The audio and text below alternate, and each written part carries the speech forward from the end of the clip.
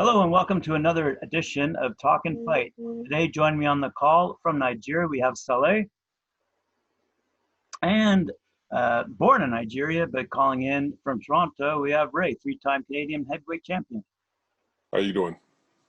I'm doing very well, thank you. Today, we're going to talk about boxing in Nigeria. It seems to be exploding over there, quite frankly, and a lot of enthusiasm for the sport. Can you confirm that, Saleh? Yeah, definitely. First of all, thanks for having me on the show. In the last couple of years, boxing in Nigeria has taken, a step ahead, compared to where we were a couple of years ago. It was out of the scene completely, to be honest. And but right now, you don't just have one promoter like we did 6, 7 years ago. Right now, you have about 10 to 15 promoters, that Wow. came in the last 2 years, to try and make things happen. Well, obviously, not everyone is as active as the other, but slowly but surely, people are showing more interest, and there's more, activities going in the country, and the next step would obviously be, getting the media involved and continue to grow. But yeah, you're right. The last 2, 3 years has been good for Nigerian boxing. What do you think contributed to the sudden interest? Was it because you had so many fighters, so much talent, or because so many people recognized the opportunity in terms of promotions and got involved on the business side of it? Well, about 6 years ago, Fly Kite Promotions and Go TV Boxing, they're partners, and they started doing, broadcasting boxing shows in the country. And, that was like a comeback for Nigeria. So then I think after that, you had people, like you said, they were interested in the promotion. They saw it on TV, probably. I'm talking about local promoters, and people like me, for example, I wasn't only interested in the promotions.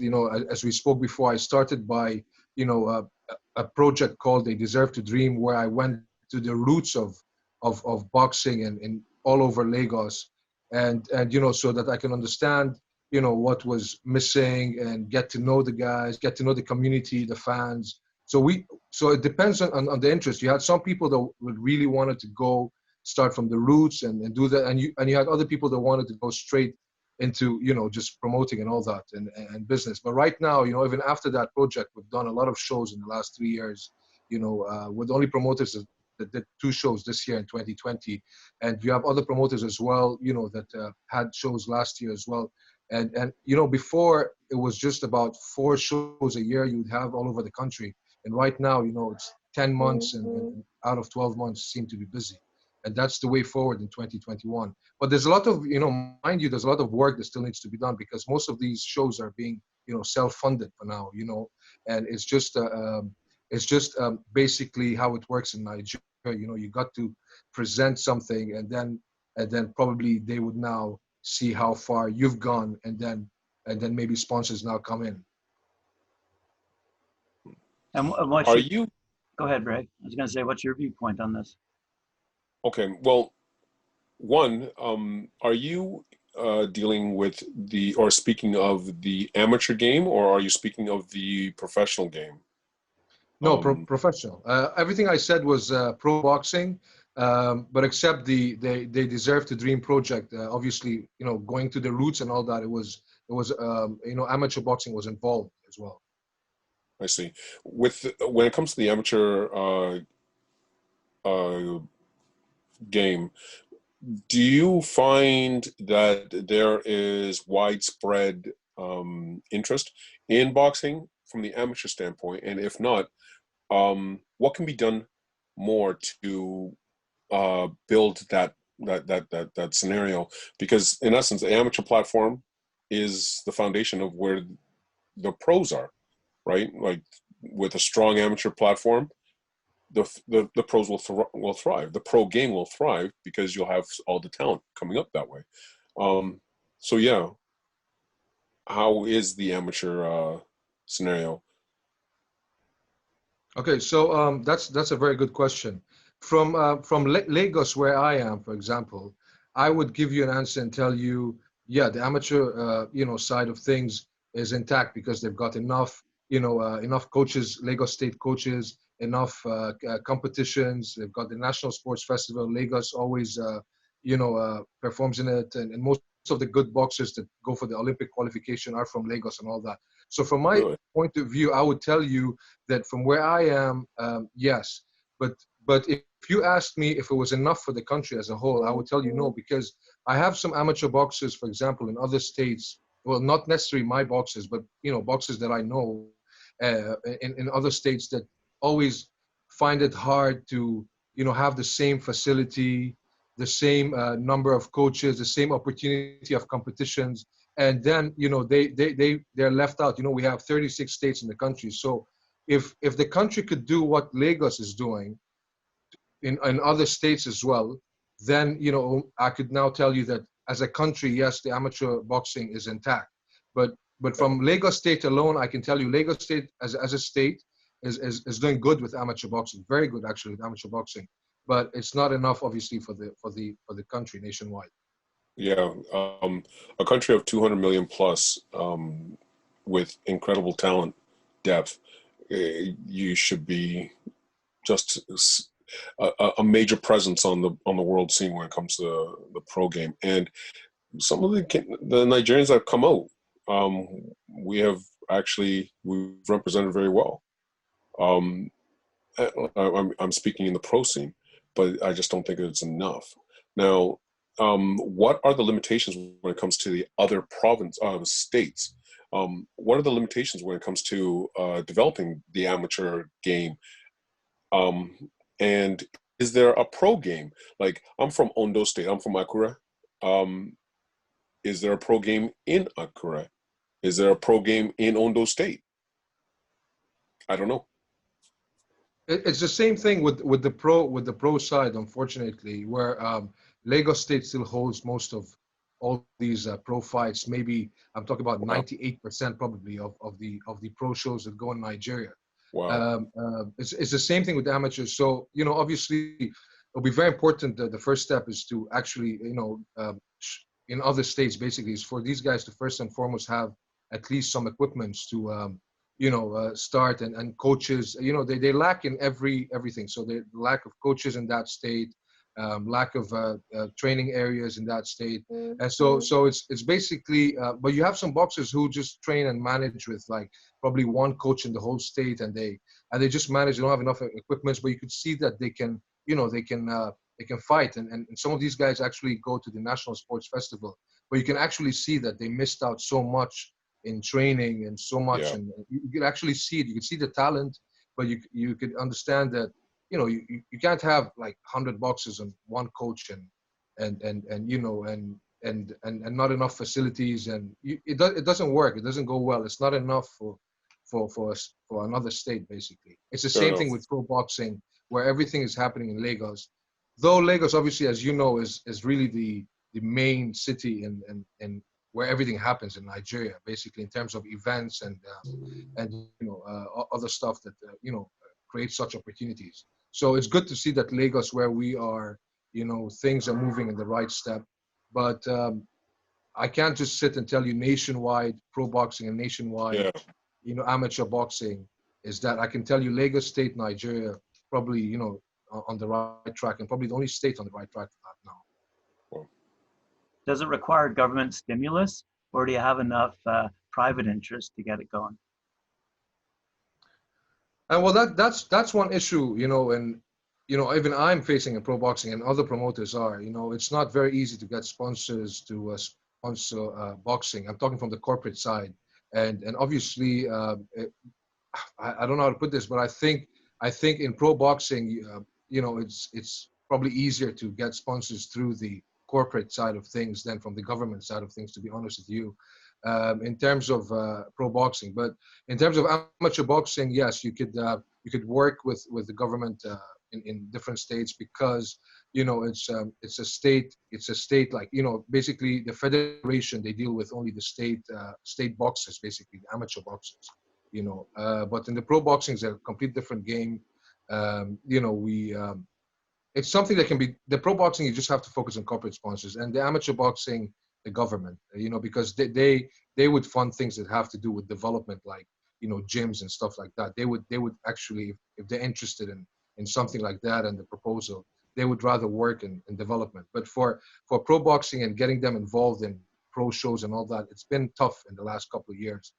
So like I said earlier, most of these things are self-funded, and then the corporate sponsors do come on board later on. But it's not easy to get sponsors in boxing in Nigeria for now. But right now, like I said, with all the 12, 15 promoters, uh, creating content and all that, we now started seeing interest from corporate sponsors. So I guess it's just about, planning with them and having a great presentation on hand. Yeah, absolutely. That works, I think, in all countries. How well are the professional boxers doing in all the different weight classes? Are like from an income perspective, are they making enough to sustain themselves? They can, things are tight for majority of the boxers, but what I realized in the last couple of years, because they've now realized that the number of shows kind of increased in the country. You now started feeling some of these boxers seeing the bigger picture, so where they, because before, they would manage with whatever they could have, and some of them don't have managers, to support their career, for example. And so they have to like take care of themselves, and it's tough for them. But you see, they look around and realize there's only like 4 shows in a year. So what are the chances of Yeah. boxers getting enough fights? But now recently, in the last 2 years or so, when a lot of promoters came by and started doing small shows here and there, you started feeling, there's more hope in some of these guys. Like they believe they can have fights right now more than they had before. So yeah, that's a solid point recently.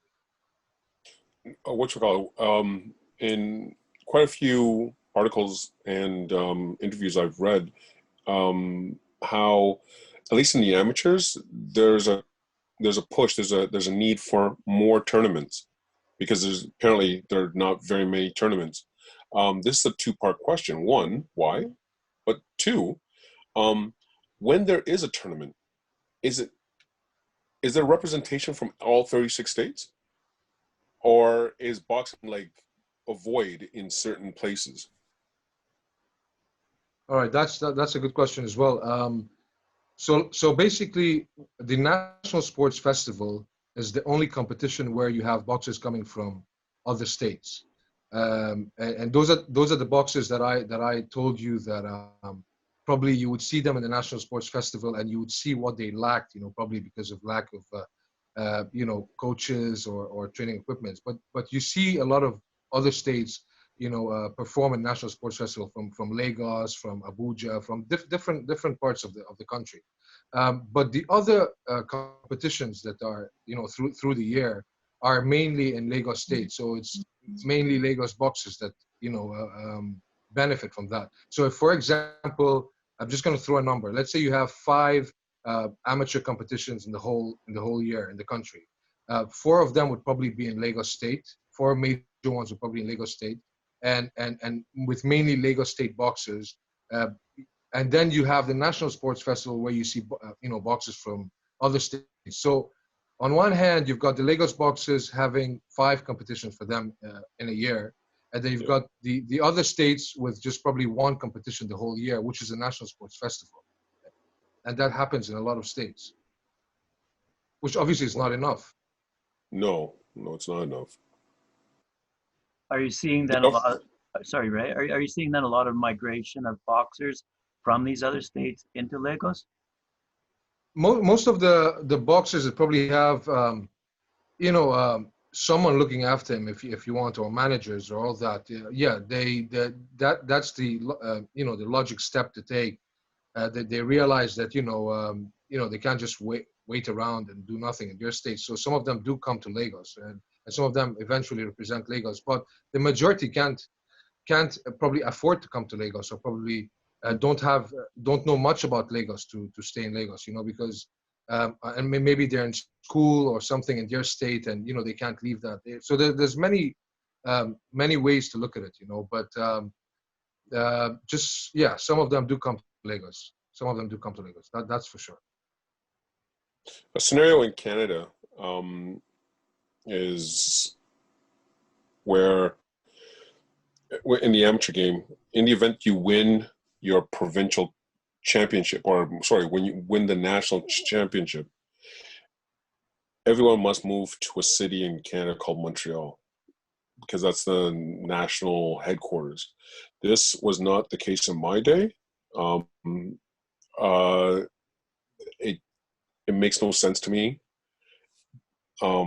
because a coach would develop an athlete, and then once that athlete gets to be the national champion, if if that athlete wants to go on to international competition, he has to relinquish his coach and move to Montreal. Sorry, he doesn't have to necessarily relinquish his coach unless his coach is willing to move to Montreal too. Now, Canada is a monolithic country. It makes positively and unequivocally no sense. You have somebody, a kid goes off and wins a national championship in the province of British Columbia, and then has to move clear across creation to Montreal.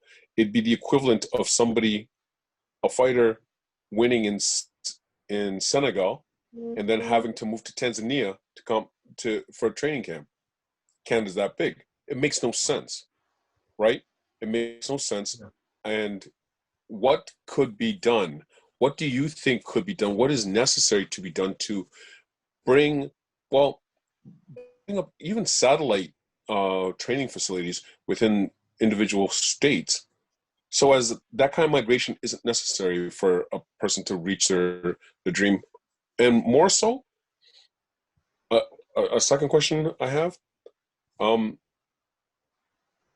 do you have a scenario in Nigeria where you have what, well, in New Zealand they call it corporate competition, where you have young business professionals competing, training in boxing, and then potentially competing? Yeah. So I've fought in a show before similar to what you said, and it was just a group of business people we all went to the same gym for camp, and we did stuff like that, and you have some a lot of shows like that. You have like white collar boxing, and you've Yeah. got also young business guys, training and just going for a particular fight. We've done something like that here. Well, the first I wasn't the promoter. I participated in it, and yeah, you do have stuff like that and happening in the country. And most recently, we decided about celebrities as well. Getting into that scene like Davido and these guys, and then That's that's very much necessary because you could really piggyback off that momentum to that's really blossom, smart. Yeah, right? yeah, you're And right. more importantly, those very same people are the same people that you should be enticing to come and support the amateurs and pros and filling the seats. 100%. These are the guys. When we do decent shows in the country, we always make sure that not only are we inviting the sports ministry and the people alike, we always make sure that we interact with celebrities like you said, and some young business people around, just to get a feel of the talent around the country and stuff like that. So I understand what you're saying. It's a great point. It's very important to do that. Yeah, Especially for Nigeria. Very, very important. Nowadays, you see most of the boxing shows here, they've got this little tag under that says, boxing meets music. We know that it's just for marketing purposes and trying to get, everyone involved in boxing so that, they can have a feel of what pro boxing and what amateur boxing really is in Nigeria. And, I think with time, it will open up more doors. You're very right about this, 100%. that's awesome. Um, so what do you think could be done about opening up satellite facilities um, in neighboring states or even in other states like Kanu? I don't know. It'll be a great idea. it's one of those things where at this moment, you look at those states that like I mentioned earlier, and really at this point, anything that you put in front of them, it's really a bonus, for to improve or enhance each career, because that's how much most of these states lack, Yeah. so whatever program or sometimes it doesn't have to be, it doesn't have to be like, a big investment in the first step. It's mostly about, getting some more coaches interested in boxing and having someone there that probably can teach them, as well. It's a long term plan, basically, so Yeah. anything like you said, anything you put in front of them right now is a bonus because that's how much those particular states lack. Before we conclude today's call, I'm curious, how far along are the Nigerians with respect to competing on an international level, both at the amateur side of things and on the professional side of things? There's this group of boxers right now in the amateur and the professional. I was on TV the other day in an interview, and I'm gonna say the same thing again. This group of guys right now in the amateur and professional, probably the best Nigerian boxers in a very long time. In terms of groups, I'm talking about 10 years ago and maybe 20 years ago and stuff like that. This group, there's huge potential. Uh, I saw the difference in their training and everything the last 2 years. I'm not only talking about boxers under our promotion. I'm talking about boxing generally. There's in Lagos as well. Most especially in Lagos. So you see all these guys. There's more hunger in the game. There's they see more promoters coming in the country. I mean, there's not enough shows yet. We could still do better than this. There's still a lot Definitely. of work to be done, to be honest.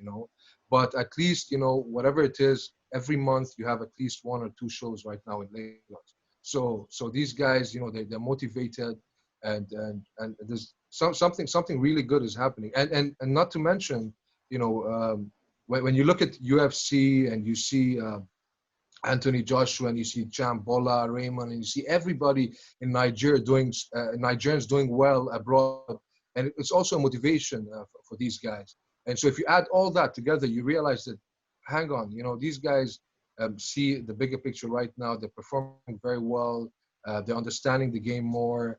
So yeah, the amateur and professional side is doing well.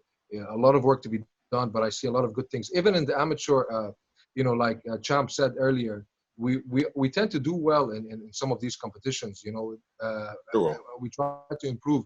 When we went to the All African Championship games and all that, the last two or three, we came back with a lot of medals. We dominated a lot of division in boxing and amateur boxing and All African Championships. So as a continent as a whole, a huge continent like Africa, Nigeria is back where it is, in terms of the amateur boxers. Some great stuff going on.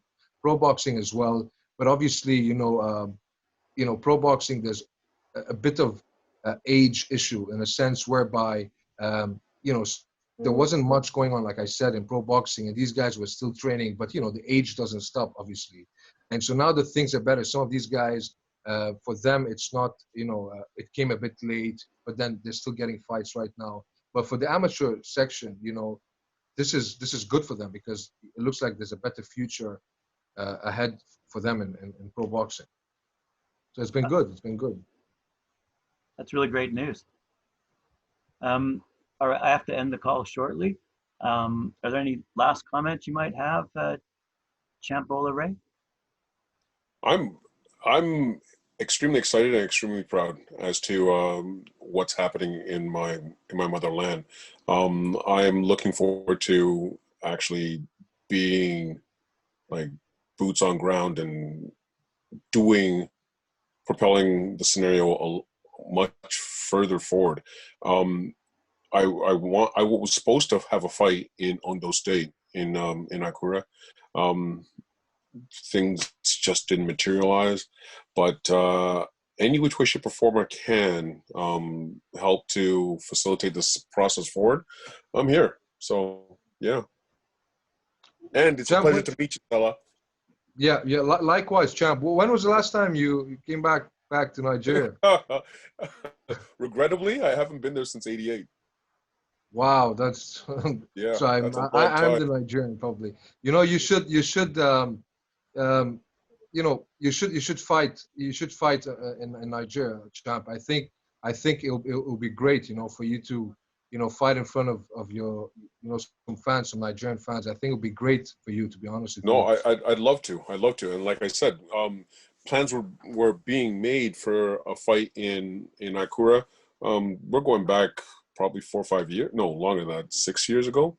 Um, but just to materialize, I'm hoping with the assistance of some friends from abroad, this will be a reality once this COVID nonsense is clears up.